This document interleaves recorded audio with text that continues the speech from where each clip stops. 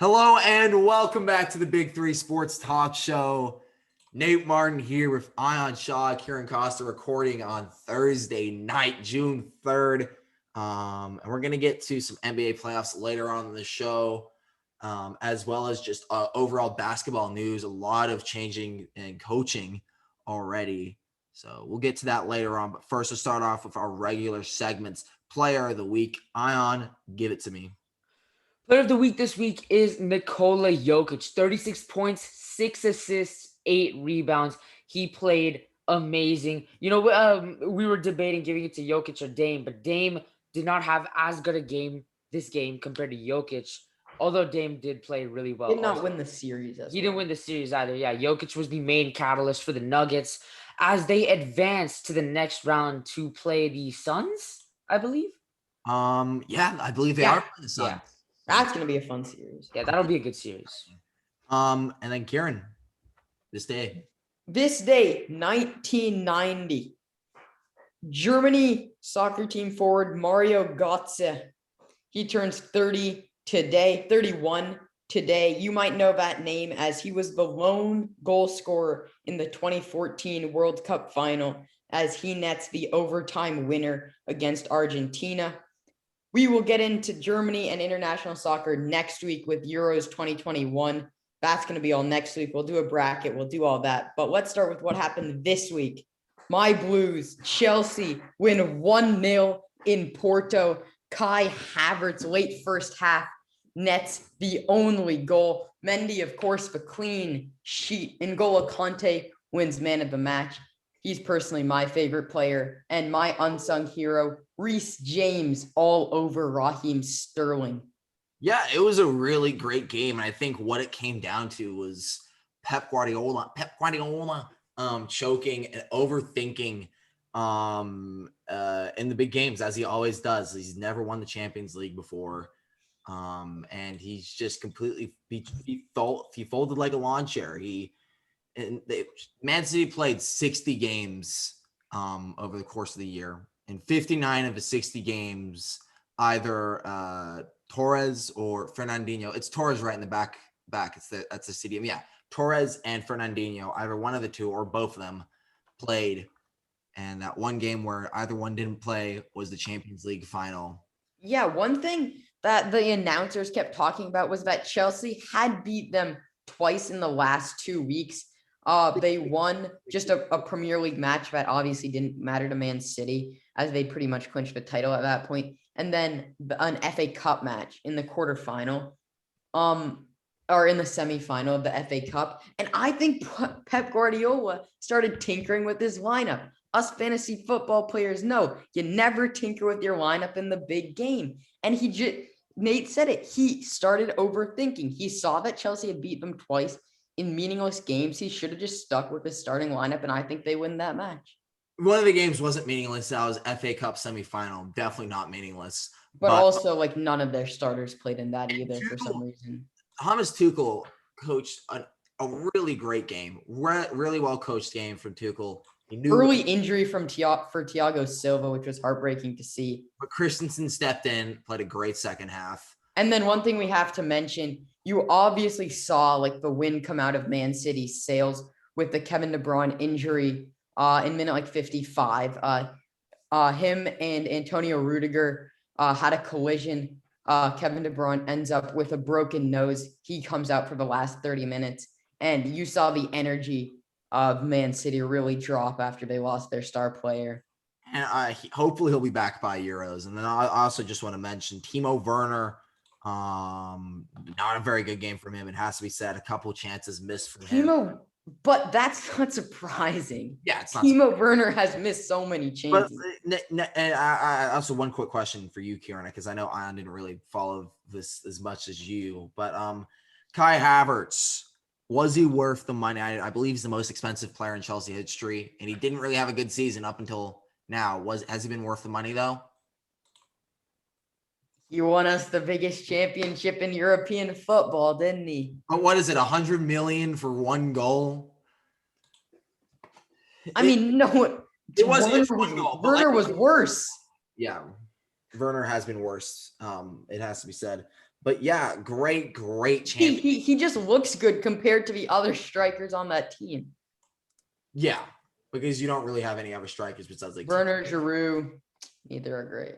All right. So with that being said, let's move on to NBA. And before we get into playoff news, I want to talk about well, before we even get to the NBA, I want to talk about just college basketball. Mike Krzyzewski, Coach K of Duke, the Blue Devils, announces he will be retiring at the end of this upcoming season. Massive blow for the Duke program and massive blow for basketball in general. He is one of the greatest coaches in history across all levels. So that's really sad to see him go. I've always loved watching him on the sidelines coach some legendary teams. I remember watching a ton of those games when they had Zion, RJ Barrett, and Cam Reddish. I remember Jason Tatum there. I remember, Marvin Bagley when he was dominating, became like top 3 pick. Kyrie Irving. Yeah. Kyrie Irving, yeah.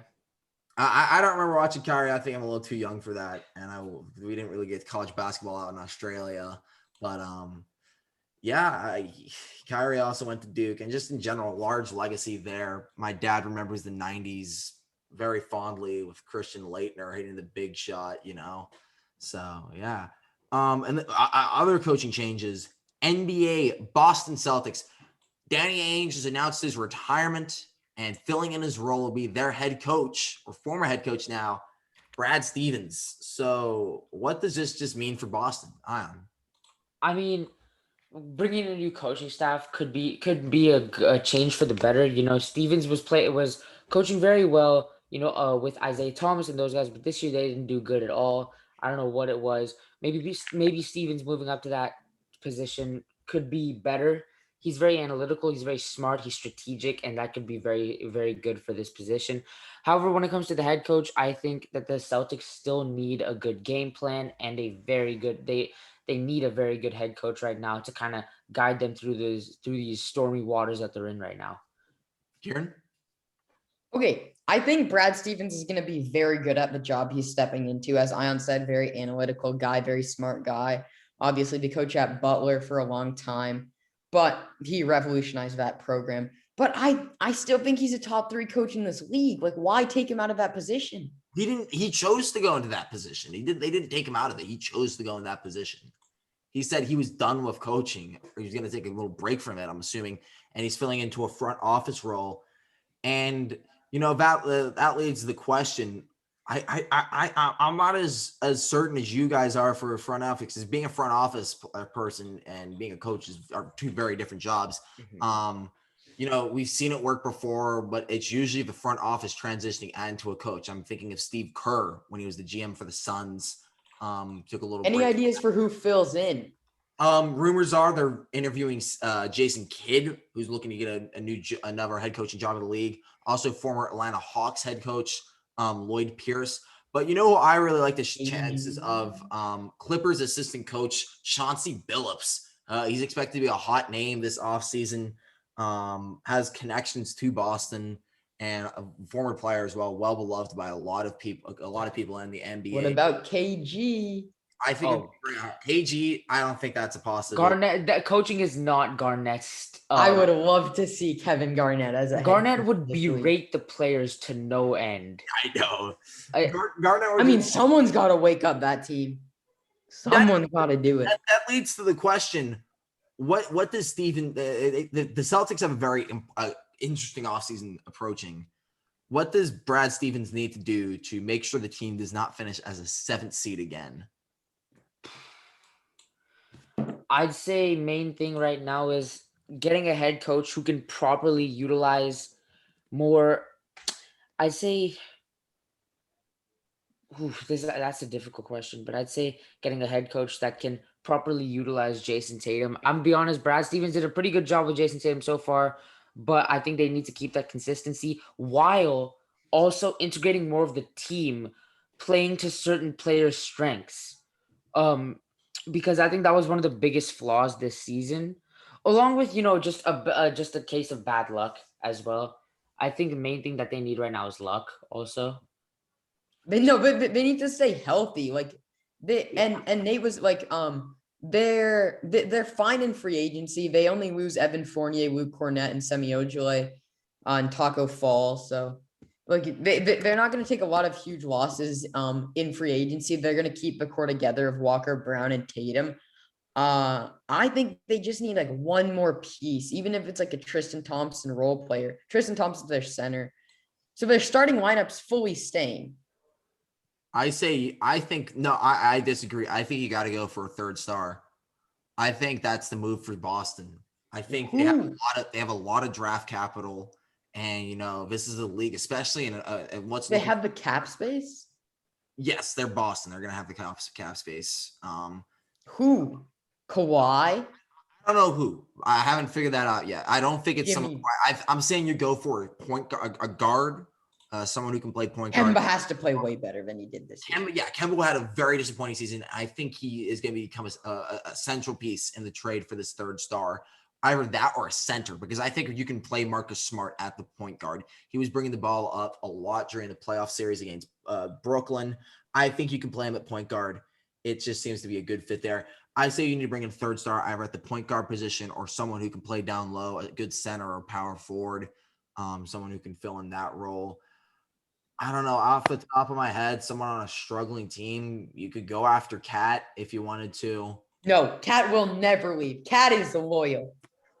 Cat has a loyalty. I say Cat leaves because he needs to get the hell out of Minnesota. Say that to my face. I just said it to your face. Let me find this quote of Karl-Anthony Towns. Let me show you this quote of Kevin Durant. Let me show you this Kyrie Irving quote. Let me show. Cat's not like those people. Cat's not real. You want a better team. You want a better team. Exactly. That's it. He's on a better. That's true. Who are you gonna? You guys better pick up some miracle workers during the off season. It's gonna be very interesting, but Boston needs to do a lot. I know they have a lot of draft capital. I don't know why you just don't make a move for somebody. You have to make a move for somebody at that third piece because I feel like you have a good enough core around them. We saw a lot of players step up. Grant Williams stepped up. Here it is. I'm a very loyal guy to a fault. I would love to finish my career here in Minnesota. I want to build something great here. I want to build a legacy in Minnesota. That his career in Minnesota. He started his career in Minnesota. He finished his career in Minnesota. That we don't know what's gonna happen in the middle. He wants to build a legacy, Nate. A legacy. Yeah, you guys already have a legacy of being one of the worst franchises ever. Okay. In sport, yeah. So kind of going a little off rails there, but let's move over to where Minnesota has not seen for a very long time and will not see for a very long time: the NBA playoffs. Not true. We would have saw it 2 years ago. And you got what, swept? Lost in 5 to the Rockets. 5 to the Rockets. A Rockets team that better than 5 to the Suns. 6 to the Suns, actually. And that is a great segue. So thank you very much, Kieran. The big shock so far of this playoffs is the defending reigning champions. The LA Lakers eliminated in a 6-game series to the Phoenix Suns. Wow. I would like to disagree with the statement you just. I would not see it as a shock. I didn't say shock. I said it was the biggest story. You said the biggest shock of these playoffs. I disagree. Okay. I disagree that it's a huge shock. I mean, the AD was never 100% in this series. LeBron's not 100% in this series. They haven't played together at all. I'm not surprised they lost this series. They never looked like a cohesive unit in any of the 6 games. Yeah, I feel like what it came down to was just they lost motivation once AD was out game 4. You could see a steady decline in energy and after AD went down in the second half in game 4. You could see them just having no energy in the blowout loss game 5. They tried to pull it back in game 6, but if you see your star leader, the best player in the world, just standing on the other side of the court while you're playing defense 5-on-4, and when he goes back to play defense, he's walking back down the court, not even running, not even jogging, you're going to have no motivation. And, I think that's what it's came down to.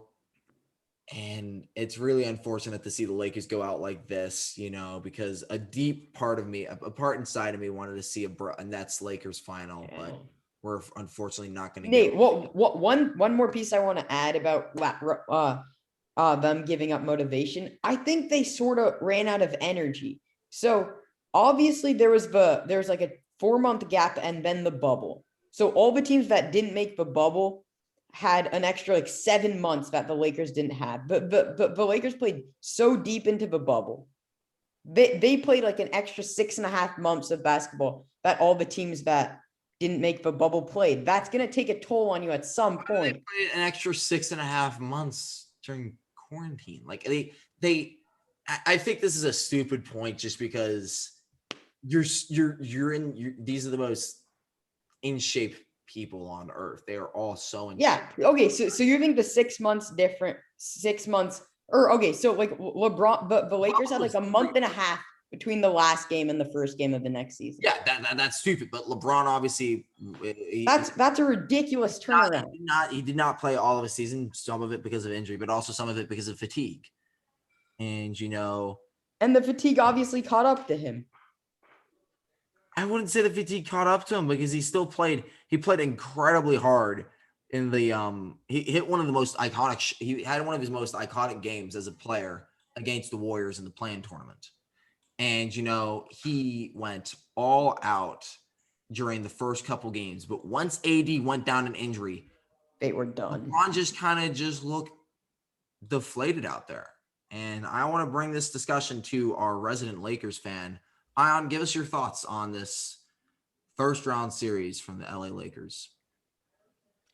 The 2 games we won were really well played, or really well played by the Suns is what I mean. We were still pretty, I don't know. The whole series was just a blur of a mix of of no communication, no energy, LeBron doing his best that he can in certain games, and in other games just not even caring and walking up and down the court.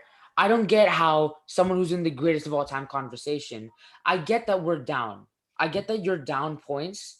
I understand that. But at least for the fans that are now in the stadium, at least leave it all out on the floor. That's the least you can do. Instead, he decides to walk back 3 possessions where we were down 10 at one point with 2 minutes left. He still walked down. There was still a chance. Yes, it's slim. Yes, it's really tough, especially against Chris Paul, who went on a 7-0 run by himself, especially against Devin Booker, who dropped 47 this game. You got to show a little heart as someone who's supposed to be the heart and soul of the team, regardless of age. And he did play very dynamic in the second half. But what I saw throughout the series was a LeBron James who was not aggressive, not as aggressive as he should have been or could have been. It was a LeBron James who every time he gets the ball in the post, he flicks it out to the corner every single possession. Or every time he's at the top of the key, he flicks it in to the post. And we end up missing the shot. At some point, you have to take responsibility and take the team on your back. I'm not telling him to do what he did with the Cleveland Cavaliers in 2018, because that was pure insanity, and he's an older man now. I'm just asking for a fraction of that effort, but I didn't see that until until for like 10 minutes in the second half, and then he just started walking back up and down the court. I don't know why you're acting surprised at this, though. This is not the first time we've seen LeBron showing no hustle at the end of an important playoff game.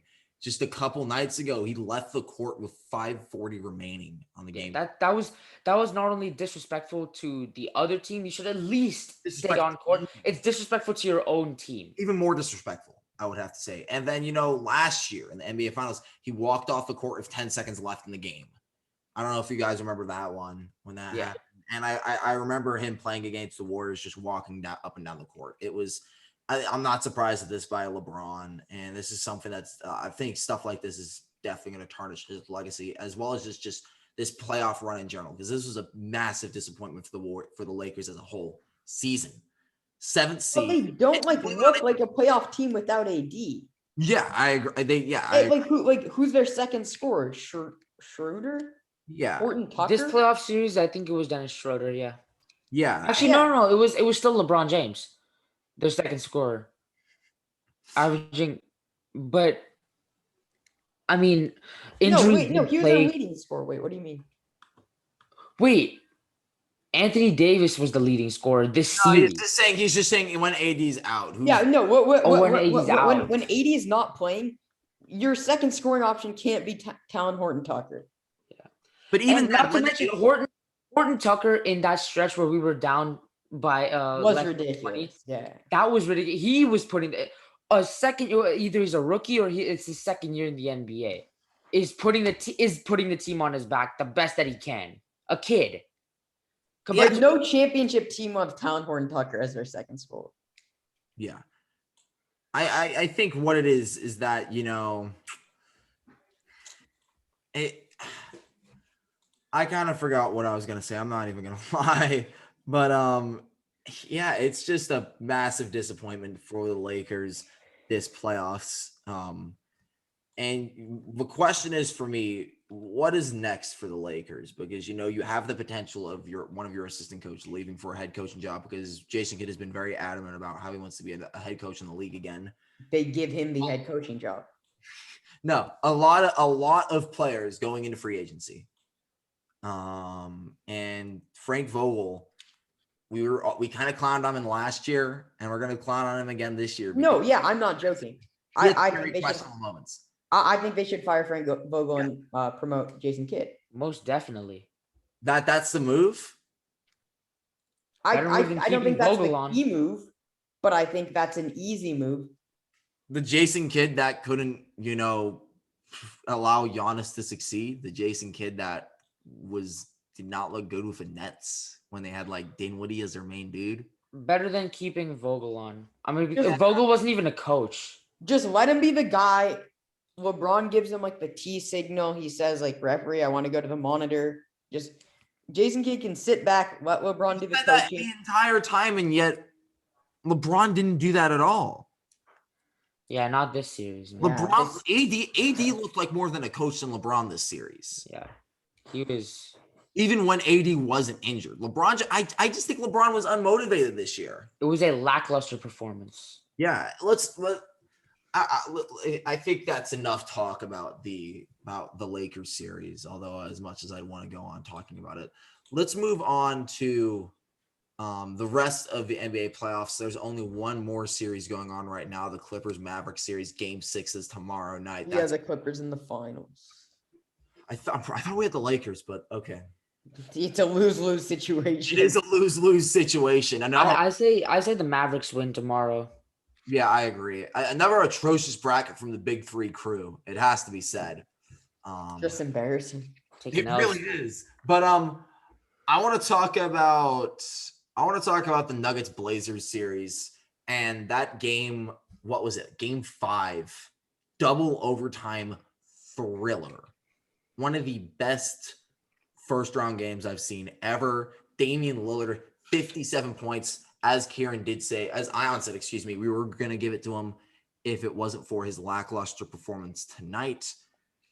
But I don't know what to do with Damian Lillard, man. What does Portland have to do? It's so hard to bounce back. Just quickly on the series before we go into Damian Lillard, it's so hard to bounce back emotionally from losing a double overtime game where your star player drops 55. Even then, they had a lead with they had a 10-point lead towards the end of the Then they ran out of gas as well. And then they ran out of gas with 4:30 left. Yeah. By the time they got down to the last couple seconds in the third, it's a 5-point game. And then I forget who on the Nuggets, but someone just hit a very Gordon. Corner. Yeah, with a second left on the clock. So bringing it from a 5-point game to a 2-point game, heading into fourth with all momentum in Denver's favor. Brutal elimination for the Blazers. Lillard's supporting cast did not show up. That's just a fact. Nurkic fouled out of every single game. Okay, so I probably watched 45 minutes of basketball in this series, and Nurkic had 7 fouls and 2 points. Nurkic did nothing. McCollum was bad. That's your guy. You love Nurkic. I've never been more disappointed in my life. Yeah, that's brutal. Let's move. McCollum didn't show up either. Yeah, McCollum had some very embarrassing moments. You got any more you want to add about that series? I mean, as we were talking about before the show, Dame didn't really close as well as he should have. He was also but he also came off playing 50. yeah, he came off of a performance where he dropped 55 points on 12 3-pointers, beating Klay Thompson's record there, which is pure insanity, forcing the game to overtime and double overtime, and still not getting that dub to put them up. I think was one of the most heartbreaking things to see. Not to mention the awful interior defense. Yusuf Nurkic either needs to go to China or he needs to be traded immediately. Because I cannot believe a big man, he's 7'1", I believe, cannot just keep his hands straight up or regularly defend without hacking somebody. He goes out in the game where Dame drops 55, he fouls out. In this game, he goes 5 fouls. He fouled out with because of a double overtime, 15 minutes of basketball left. And, yeah, that is purely Robert awful. Covington played the 5 for the double overtime games. It's shocking that Lillard got him that far. It's an abysmal performance from Yusuf Nurkic, and he either needs to be traded or shipped to China. I hate to say it. I mean, okay, but that's unrealistic. The Blazers don't have the money to go out and get a new center. Nurk's under contract. He's obviously going to stay. Yeah, but I've seen high school students who know to keep their arms up. Okay, now we're just ragging on Yusuf for no reason. No, he's correct. The high school basketball team at my local school, their senior big men, their varsity big men, know to keep their varsity big men play better defense without fouling than Yusuf Nurkic does. You're telling me a high school basketball player is actually better than an NBA How can center? you not know the basics of interior defense, which is don't put your hands down?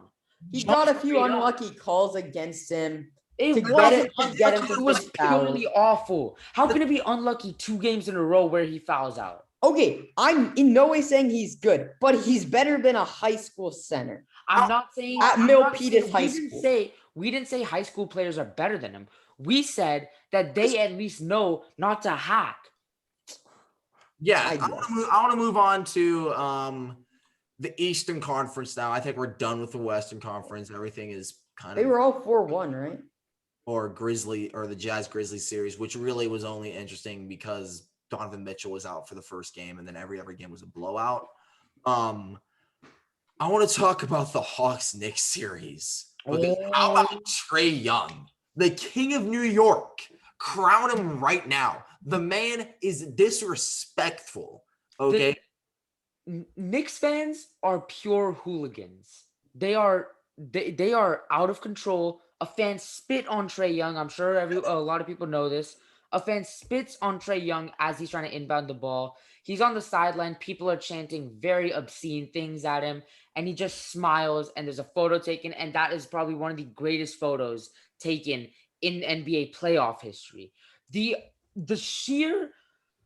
performance that he put on, I don't like his play style that much because we do know that he does tend to throw around some cheap or draw some cheap fouls.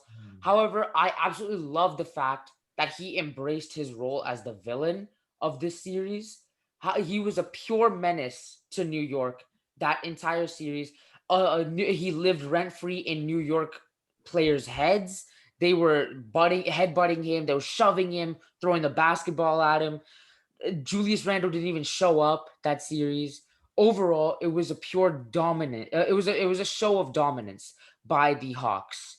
And you mentioned it, but the fan interactions with players this playoffs has just been abysmal, and it makes me sick as an NBA. Three fans banned for life from their NBA stadiums: the Knicks guy, the Celtics guy, and the Philadelphia. Yeah, and then also the racial abuse of Ja Morant's parents in Utah. Absolutely obscene. The racial abuse in Boston.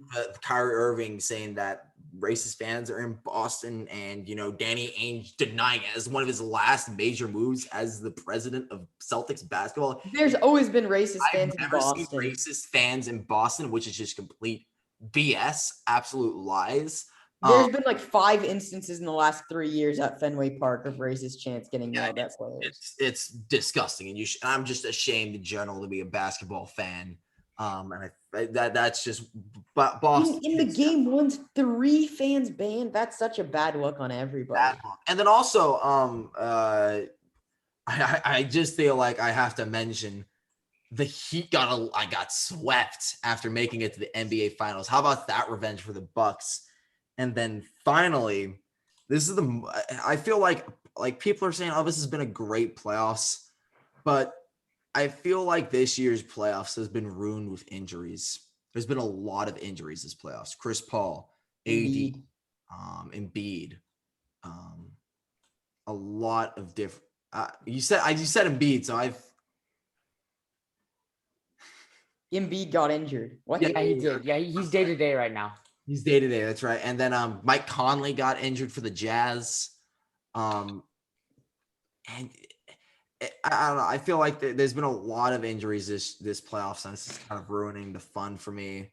If Embiid stays injured for the first 2 games of this series, do we think the Hawks can pull off an upset? Embiid misses games 1 and 2 in Philadelphia, comes back for game 3. This is just a hypothetical. Do we think the Hawks can win the series? Yeah, I think it's definitely a possibility. Yeah. If they get 2, if you're saying they sweep Philadelphia games 1 and 2, then yeah, they have a very, very real possibility. I'm not saying they sweep games 1 and 2. Like I do. If they get a game in Philadelphia, then I wouldn't be as keen. But if they can win both games in Philadelphia, I would be very, very on that theory. Embiid's probably not going to be 100% in game 1. That's just a fact. Like his injury did not. And he's going up against Clint Capella, who is a pretty decent interior defender. Gonna have a tough assignment there. So after the first round of the playoffs basically done and wrapped up, besides the Dallas Clippers series, hasn't been great, as you said, and it's not just because of injuries. We haven't seen a series go deep. Like all the Eastern Conference series were 4 or 5, right? Yeah. Hawks 1 and 5, Sixers 1 and 5. Yeah. So what are we thinking the finals matchup is going to be? I think the Nets have it easy. The Nets look ridiculous. We haven't talked about it because it's sort of just a foregone conclusion that the Nets look so good. But out of the West, that's the real question. Oh my God, it's a mess. This will be like the whole thing is a mess, but I say the best shots. Mavericks series. So as far as the Mavericks go, I say from what I'm thinking, they lose. If the Mavericks, I think the Mavericks win against the Clippers and move on. They play the Suns. I say the Suns. They play the Jazz. They play the Jazz. Sorry. They play the Jazz. Then I say actually the Jazz win that series. Jazz win the Mavs series. Move on. Meanwhile, Suns play the Nuggets. I say the Suns take that in 7 and move on. Suns Jazz. So the 1 and 2 seeds out of the West play against each other. I'm taking the. I'm gonna give that to the Suns just because if they get this far, Chris Paul will be fully healthy. Most likely. Ooh, are you kidding me? I'm taking the Jazz. Y'all are smoking that. Are you kidding me? I'm taking the Jazz, dude. They're the only top 5 team in both offense and defensive efficiency. They are so incredible. And you guys are just. Can they beat the Nets if they get there, though? Potentially. I think we could be looking at an upset if they go to the Nets, but no, probably not. I think that's the Nets' biggest concern out of any team still in the playoffs. But I'm feeling it's going to be a Jazz. The Bucks look very good. The Bucks look like the second best team. Yeah, they're playing the Nets round. Bucks Nets might be the best series of this playoffs. Yeah, definitely. That'll be a really good series. But with all of that being said, thank you so much for listening or watching today's show. Next week we'll be giving a Euro preview, talking about some of the favorites, give a little bracket rundown, all of our winners, all of our dark horses. So make sure you watch that. For Kieran Costa, Ahmad Shah, I've been Nate Martin. Thank you for watching the Big 3 Sports Talk Show on 11 on YouTube now.